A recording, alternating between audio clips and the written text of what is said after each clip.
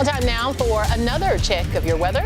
Brittany, what can you tell us? Well, tonight, a very fun thing that's always fun that comes around once a month. Of course, it's the full moon. Now, our Dallas tower cam can't quite go high enough to see it yet, but it's way high up in the sky. Officially became full at 8:22 this evening, so about 3 or so hours ago. But you have plenty of time still to see it. But it's going to be chilly, so if you're trying to catch a glimpse, if you get a great photo, we, of course, as always, would love to see it. You can send it to myself, another member of the team. You can send it to our Near Me function, the WCNC Charlotte mobile app. But again, it's going to be chilly. Temperatures right now at 47, but it feels like 44. Tonight is going to be one of the coolest nights we've seen, I would say, in at least a few weeks. We did see that chance for frost earlier this week, and it's kind of round number 2, but still chilly nonetheless. Now, this is the April full moon, which is also known as the pink moon. Again, it did become full this evening about 3 hours ago at 8:22, but it is going to be up in the sky until just before 7:30. So you have about, 8 or so hours still to see it. I'm not suggesting staying up late. That is your prerogative if you'd like to see it, but again, we would love to see your photos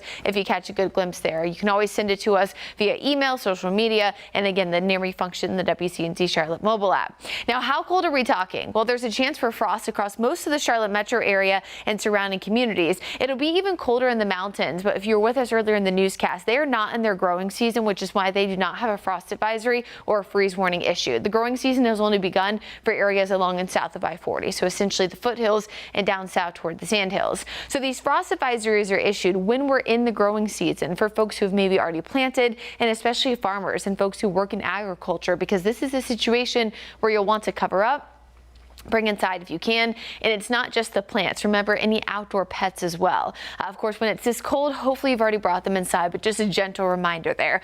Temperatures in the upper 30s across the board, you can see for the Charlotte metro and the Piedmont, and again in the mountains, we're looking at temperatures at, if not slightly below freezing.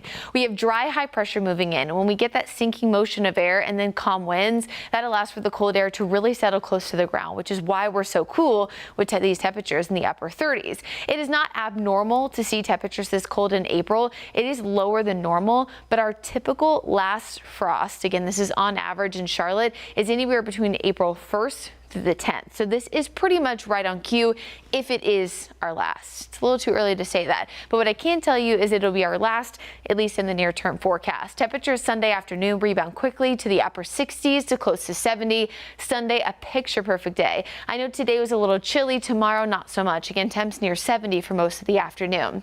And we're near 70 tomorrow, but we're getting back in the 80s very quickly on Monday ahead of another cold front coming in. While it won't be record values, a forecast high of 85 is about 12 degrees warmer than average. So we're kind of on a roller coaster ride the next week. I wouldn't say there's a lot of significant active weather, not a lot of significant rain chances, but I mean still, we go from today in the 50s, tomorrow it's close to 70, then we're in the 80s, then we're back cooler Tuesday, Wednesday, Thursday. Brief chance to see rain on Tuesday as a cold front moves in, but our next chance of rain and storms doesn't come until the Monday and Tuesday after Easter. But by the time we get to Easter weekend, we're looking at temperatures again back in the mid 80s.